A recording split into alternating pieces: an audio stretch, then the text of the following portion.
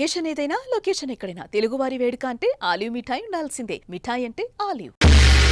ఆగాను ఆచార్య దేవా, ఏమంటివి జాతి నెపమన సోత శుద్ధుని కింద నిలువ అర్హత లేదందువా. ఎంత మాట ఇది క్షాత్ర పరీక్షయే గాని క్షత్రియ పరీక్ష కాదే.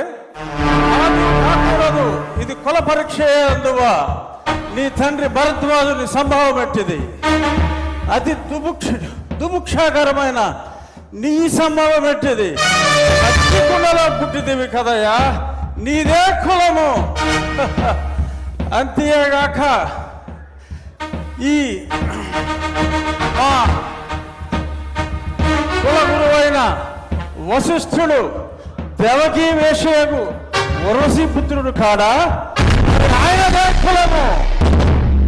ఆయన పంచమజాతి కన్యకు అరుంధతి యందు శక్తిని, ఆ శక్తి చండాగణ యందు పరాశరుని, ఆ పరాశరుని పల్లె పలుచైన మత్స్యగంధి యందు మా తాత వ్యాసుని, ఆ వ్యాసుడు విధవరాండ్లైన మా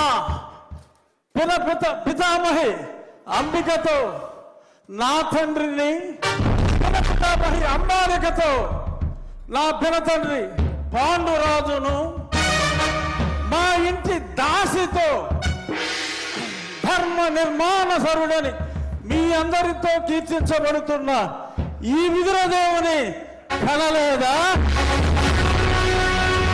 నాతో చెప్పిందేమయ్యా, భక్తి క్షత్రబీజ ప్రాధాన్యములతో సంకరమైన మా గురువంశము ఏనాడో కులహీనమైనది. కాగా నేను కులము వ్యర్థవాదములు.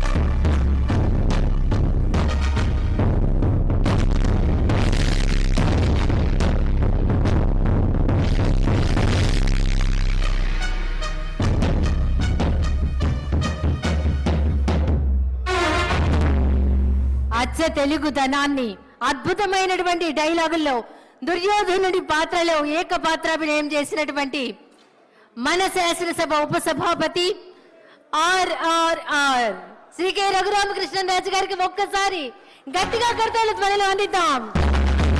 అభినందనలు సార్.